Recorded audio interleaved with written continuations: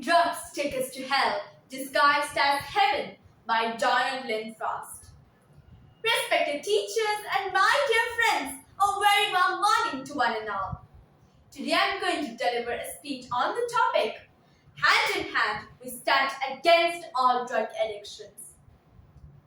As we all know that drug is an illegal matter. However, some people inject it, drink or smoke it. Consuming drugs have a harmful effect on us, both physically and mentally. The drug dealers create a network in which they target the students and make them addicted to drugs. The main aim of these dealers remains to create a vast network by attracting the students and selling them the drugs for free at the initial stage. It is noticed that students mainly consume drugs out of unfair expectations and stress. When a student fails to get any kind of emotional support, they turn towards drug in order to calm the agitation or anger. But in some cases, it is due to poverty. Students involved in selling the drugs to make a sum out of it. By such acts, a vicious circle of drug addicts is formed. Due to drug consumption, a student becomes physically and mentally weak. They tend to be depressed and experience various life-threatening diseases. It's strenuous to recover a drug addict, and it entangles a high price for the procedure to be successful. Contrary to what many people believe, drug addiction isn't just confined to the street gangs, deviants, or the homeless.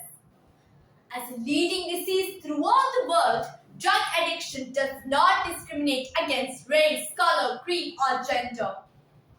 Drug addiction has the potential of ruining the lives of absolutely anyone, from middle-class stay-at-home parents to big-wig corporate CEOs.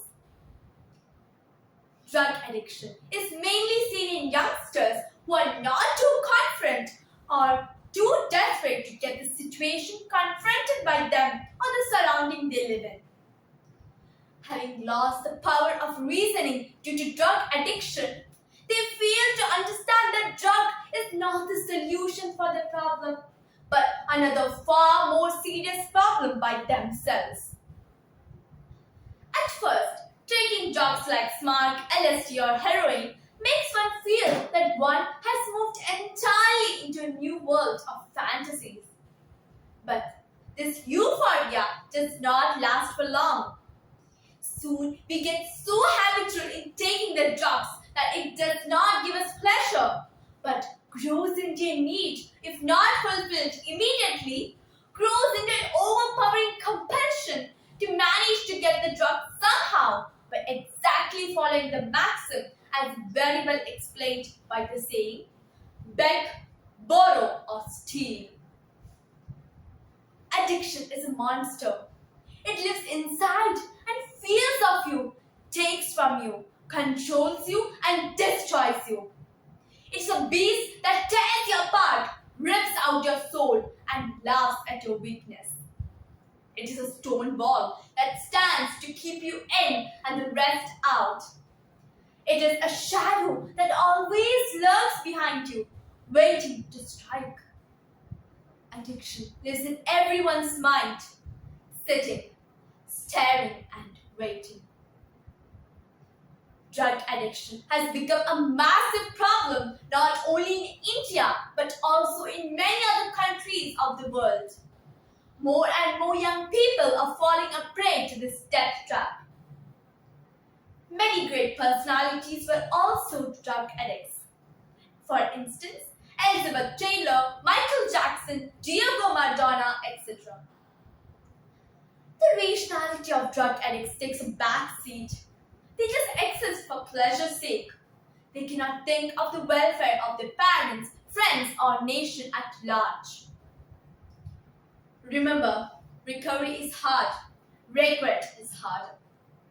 So let's contribute our might to help those unfortunate drug addicts by taking them to the rehabilitation center to get them out of this mire.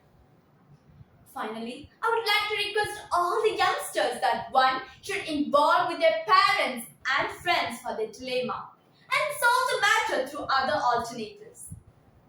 As a word of caution for all who want to enjoy life, say no to drugs at the first time and be ready to say yes to your life.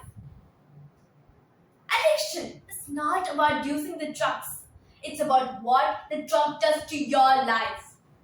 So, let's join our hands and fight against the drugs. Thank you.